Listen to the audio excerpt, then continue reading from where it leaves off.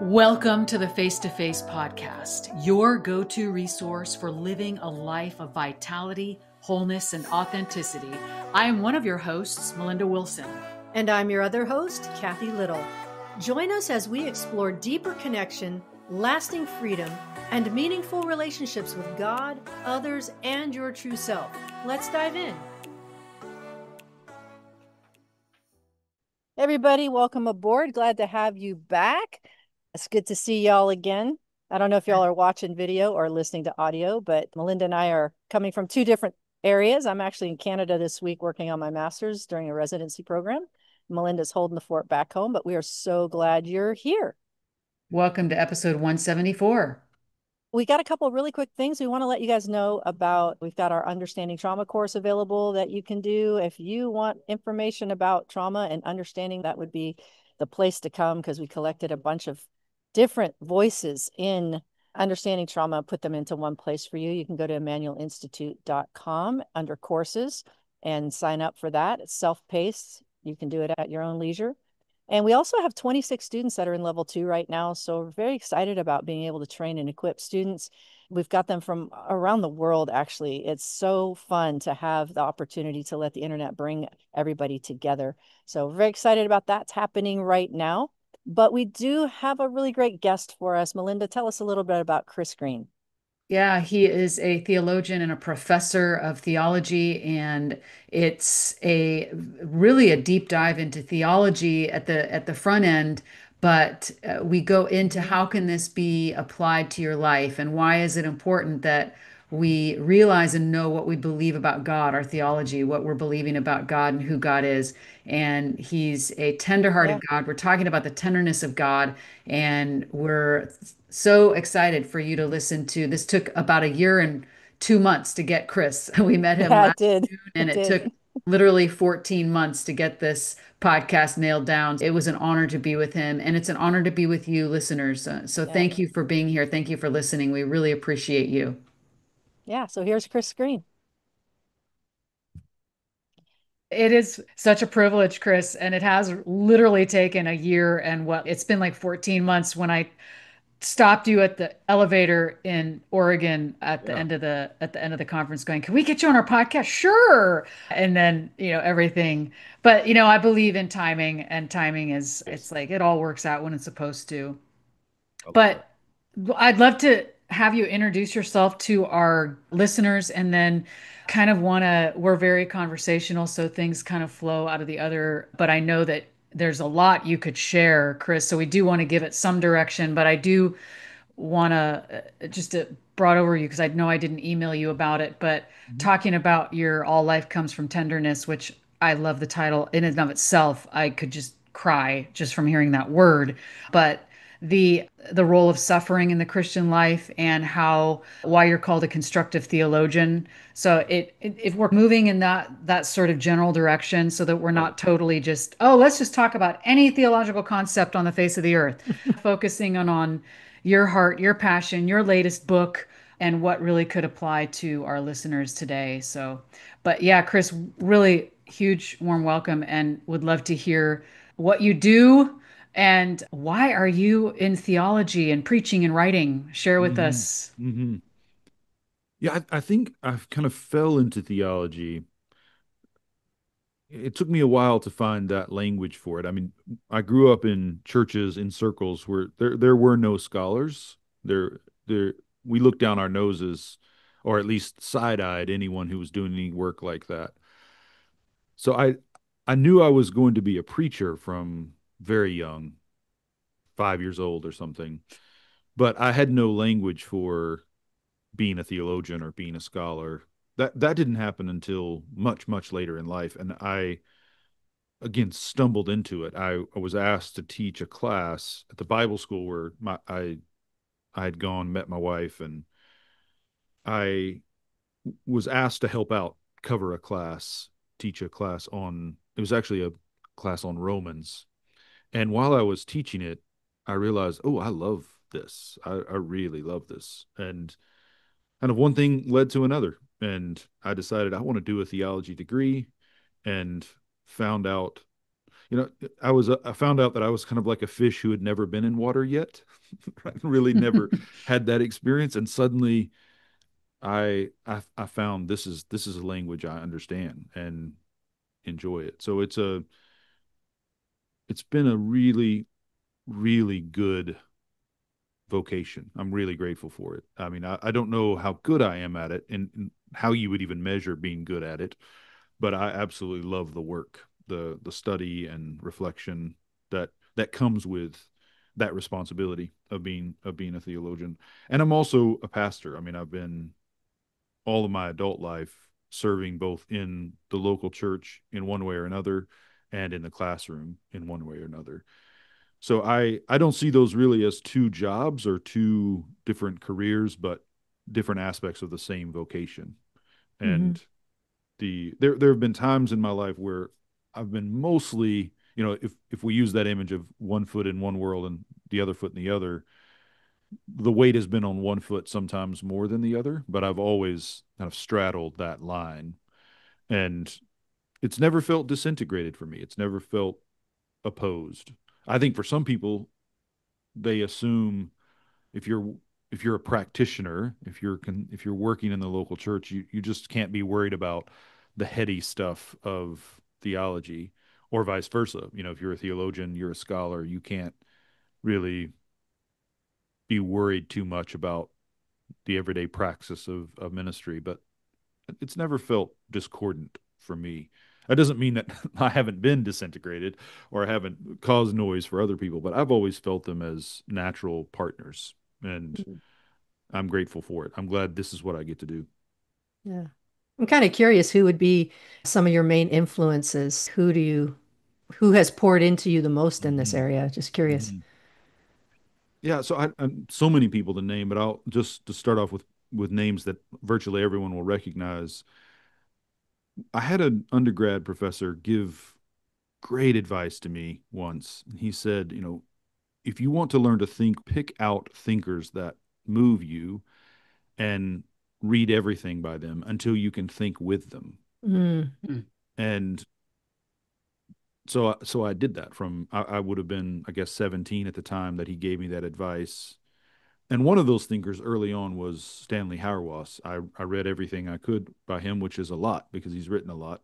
I listened to every lecture, sent him emails, and that led to me discovering Robert Jensen when Jensen was still alive. And I did the same thing with him. I started reading everything he had written, which again was a lot, listening to everything I could, reached out to him via email, and he invited me up. I was able the last few years of his life to have a really close relationship with him, a friendship with him and Blanche, his wife, and those were deeply formative Mm. voices and people for me. Jen's even more than Hauerwas because of how close we became, and my debt to him is enormous. Rowan Williams is someone else that I would name there. Rowan and Jane, his wife, are also really, really influential for me. And in all of those cases, you have people who are theologians who are also ministers. mm, In Rowan's case, a bishop, an archbishop, as Mhm. well as a theologian, and in Jensen's case, a priest as well as a theologian. And so I think they lived those callings in integrated ways, and that's probably why I was drawn to them in the first place. yeah. I'd love to kind of break that down a little bit because we hear the word theologian, and for the first time yesterday, when it's not the first time researching you, but first time looking into really forming some conversation with you, and the constructive theologian theme came up. And so I would love to have you explain to us what that means and how does your theology construct something new, and maybe that's what you mean rather than just interpret things from old. Yes, yeah. So usually that language, I mean, it gets thrown around Mhm. sometimes in different ways, with kind of with different meanings. But I think when people are applying it to me, I think what they mean is that there's something innovative or creative happening, Mm. that there is something new. Now, it's not always said as a compliment. Some people don't think that there's need for that kind of work. Mm. But I take it as a compliment, however they mean it. Like that it is a way of talking about thinking theologically about issues that are contemporary, that are pressing in the moment, and trying to find ways of talking theologically that meet that need. So to me, constructive theology is not just making up new stuff, but thinking kind of with the grain of the Christian tradition, but addressing contemporary needs and contemporary concerns. It's closely related. Another term that will get thrown around, in fact, it's in my title for my post, is public theologian. And that's kind of naming the same set of dynamics. It's kind of taking Christian belief and practice and bringing it to bear on the issues facing us today Mm. in everyday life. So it's yeah, that's some of the joy for me of this work is getting. I think people need, whether they know it or not, we need to think clearly, whether we want to or not. We need it. Our bodies and souls need clarity. We need to know how to think well, and theology is in service of that. And I think constructive theology is trying to help us find new language that allows us to move toward that clarity. Mm. How would you say that relates then to, because what I think I hear you say, and help me clarify this, that if our theology isn't somehow impacting our daily life, then, or our identity, or the issues of the world, then what's the point? Maybe what is the point? But I would love to hear, because I know you write about this. I follow your Substack, and you write some beautiful work that is in relation to what is going on, current events. Yeah. Why is that important, and how does that help people? I think it helps people in that if we're doing it well, it is again helping them think clearly about God and everything that is not God in relation to God. I think that is a basic human need. I mean, I wouldn't even be opposed to saying that thinking clearly is a human right. Hmm. And it's why false teaching, demagoguery, just sheer provocation, rabble rousing, that's why those things are crimes against our humanity. They violate our humanity because we are misinformation, disinformation, half truths, lies. The reason those things are so wicked is that they're harming our humanity. We are meant to have a kind of clarity, not to know everything. I mean, human beings are not made to know everything, but we are meant to have a certain wellness or health in our thinking. And when that's not there, when the public wells have been poisoned, we feel it, whether we know it or not. So much of our I think our lived anxiety comes from we sense at some level, kind of in our bones, that we can't think clearly. There's too much noise, there's too much misinformation, and we can't rest when we can't think. So one of the services that theology offers is to help us think well, again, about God and everything that is not God in relation to God. So I think that's what theology should do. Theology can become, especially academic theology, can become a kind of game unto itself. Hmm.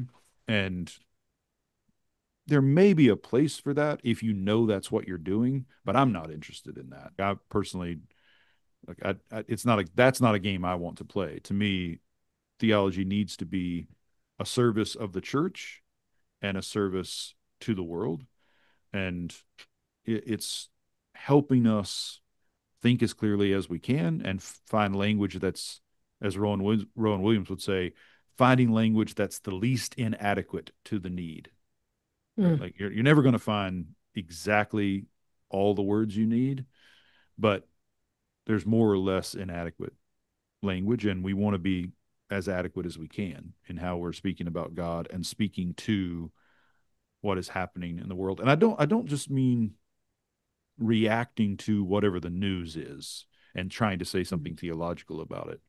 I think that's dangerous, right? To Mm-hmm. just be waiting for whatever is in the zeitgeist and trying to find God talk to fit that. I don't mean it in that way, but I mean when there is there are issues or events that are shared by our communities, whether that's nationally or internationally or very local. We do need ways of thinking about it and talking about it that allow us to pray and allow us to hear one another and allow us to rest in those moments, to be as at peace as we can be, and to know how to live and to act. And theology, when it's done well, is in service of that. So you just said something when it's done well. Mm-hmm. Mm-hmm. Because what we believe about God seems to be one of the most fundamental, if not the most fundamental piece about us, how we believe, what we believe about him, because that's going to inform how we view everything else. Because if we have a punitive God, if we have a distant God, if we have a ambivalent God and everything's seen through that lens, it's just going to have everything go sideways and be, like you said, can be very dangerous. So being able to peel away all that God is not and finding out who he truly is, and then seeing him through the lens of his character and nature, which he can't operate against to begin with. He is who he is.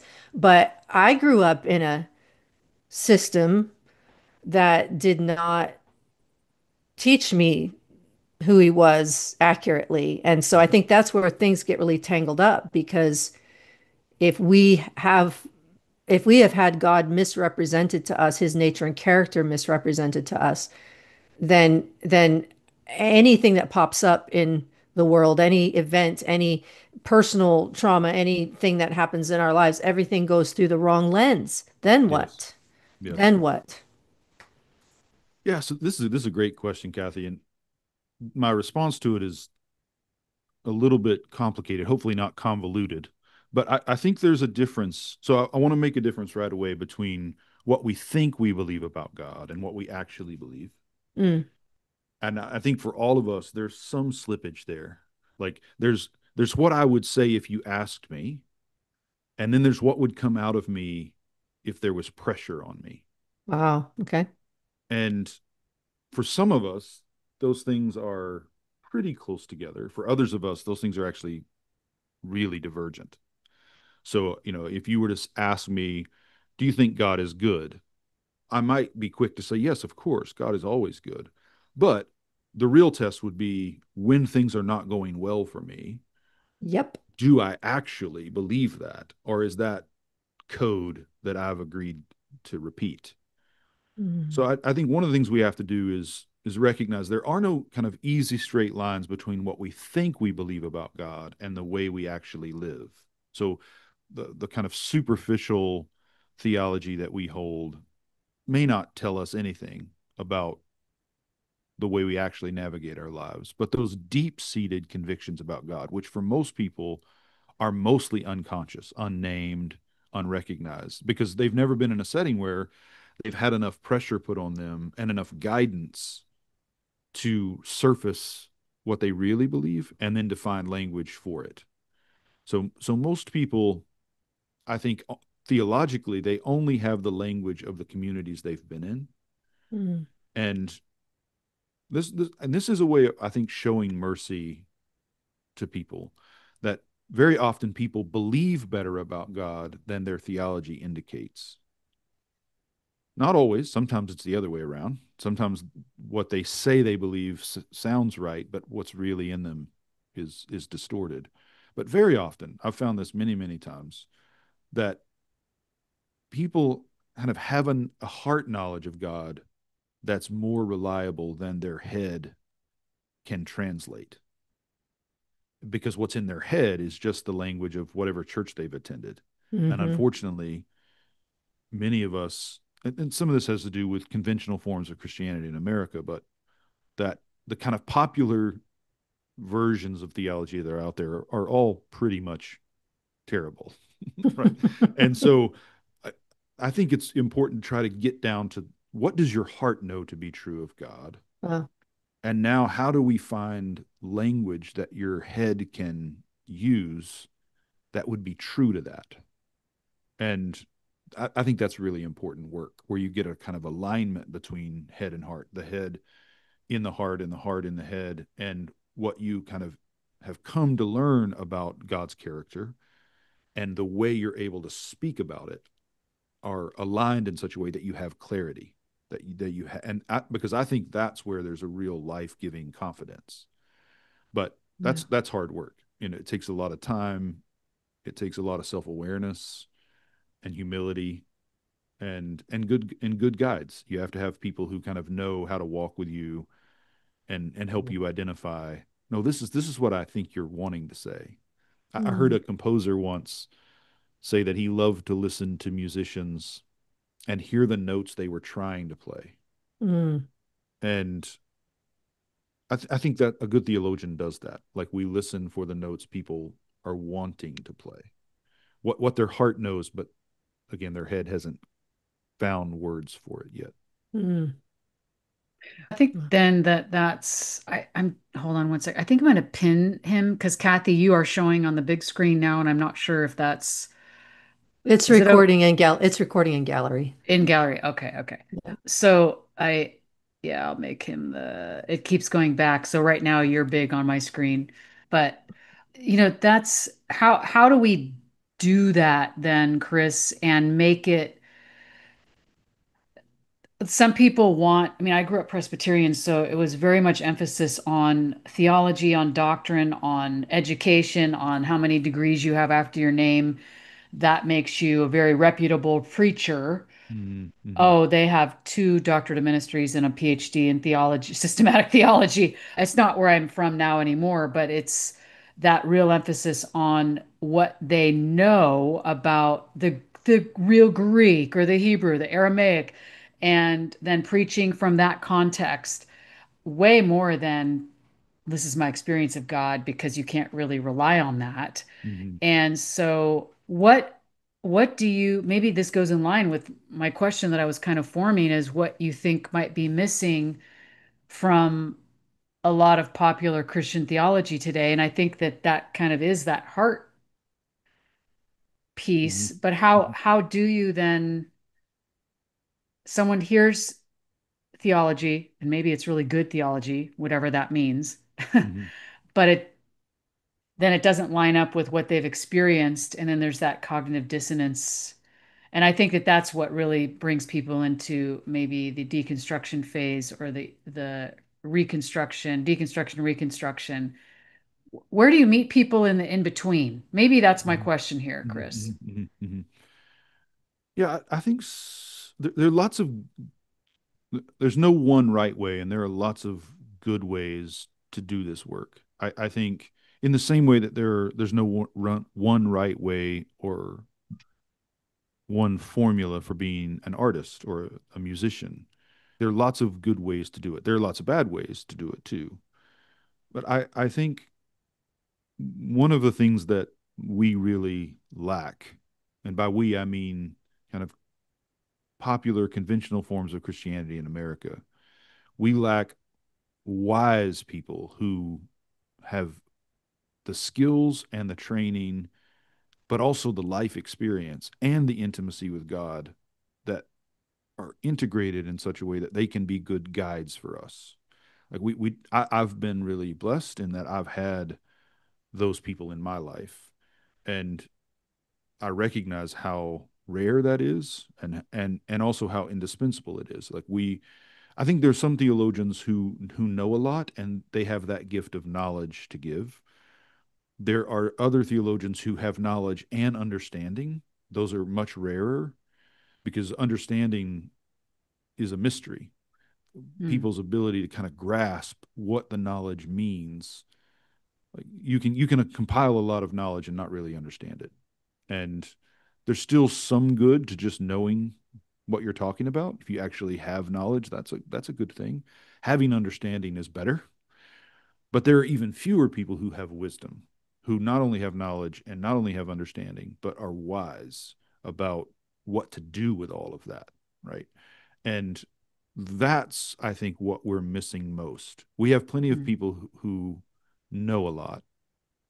We have a few people who understand the really crucial aspects of Christian faith, but we have very few people who have knowledge, understanding, and wisdom. And there's a desperate, desperate need for that. So I think I don't want to disparage those who have knowledge. We need it, but we absolutely have to have more than that if we're going to live well. You know, if we're going to have the kind of flourishing and abundant life that we're meant to have, the kind of healing and justice that's meant for us. Like there has to be wisdom.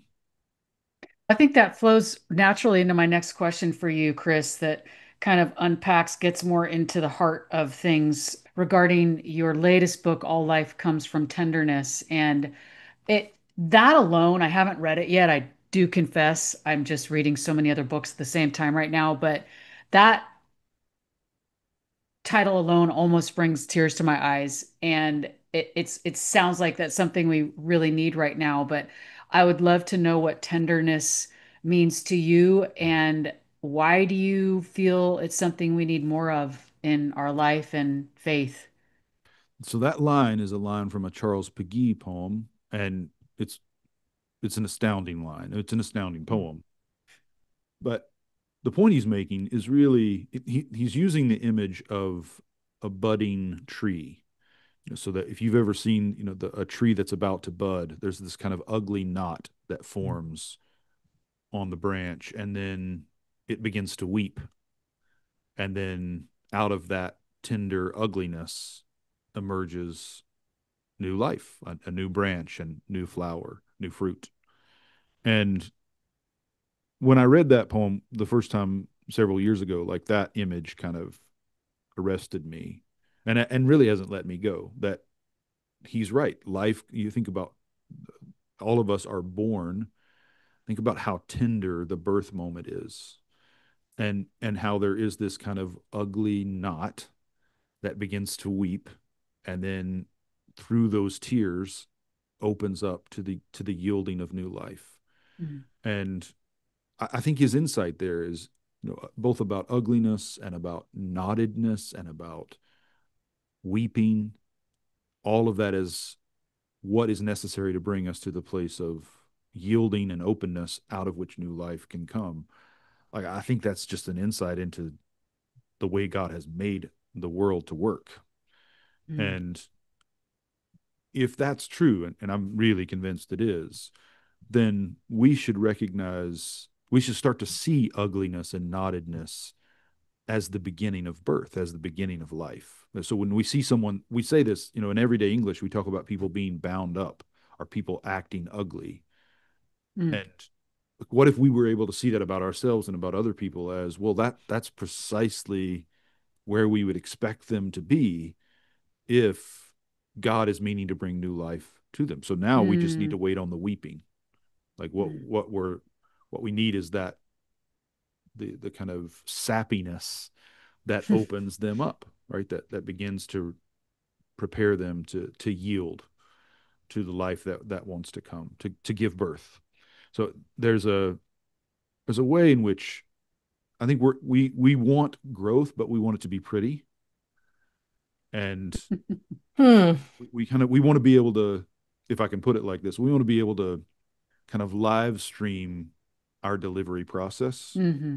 so that everyone can see how beautiful it is. But that's not how it works, right? That's not how our bodies are made, and that's not how the life of God comes through us and into the world. So I think we need to be much more comfortable with ugliness and with being knotted up, and let ourselves be touched, be moved. I mean, I think that when I think about tenderness, I always think about my grandfather, my mom's dad. who could hardly talk about God or his family or about life without crying, without tearing up. Mhm. And the tenderness that was in him, like even now, as I'm telling you, I'm tearing up because like his tenderness touches some tender place in me. And I Mm. think that the touch of tenderness to tenderness is where healing comes. Mm. So if tenderness is the coming of life, then when I am tender and I'm tender in a way that makes you tender, now there's a possibility of healing between us. And where there is no tenderness, there's only damage. If you cannot be tender, then there's no life. So to go back to the image of the tree, like that's what makes us brittle.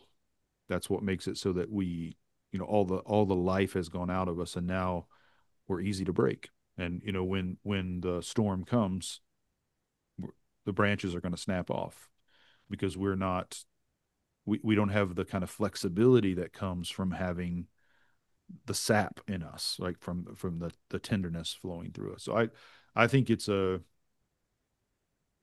mark of holiness. Like I think the saints are tender.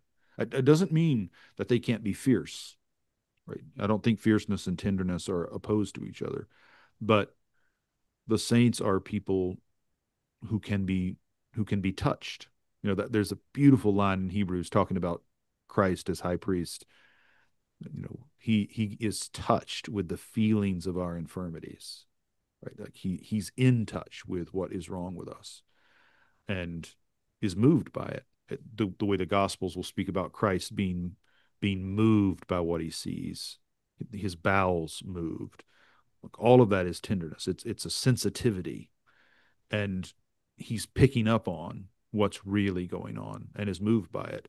And that's where our humanity is fully alive, when that's the way we're able to live. We're picking up on what's really going on, and vice versa. If we're insensitive, if we're not tender, we're not in touch, and we can't be touched. We become stony and brittle and inflexible, and that's where conflict and breakage come. Thanks so much for listening. Hope you guys enjoyed that. And we will have part 2 coming up in 2 weeks. I think you're going to really love it. So stay tuned. Yep. Thanks for your support, everybody. We appreciate you. Thanks. Thank you for joining us on the Face to Face podcast. For more resources and information, please visit facetofacenetwork.org.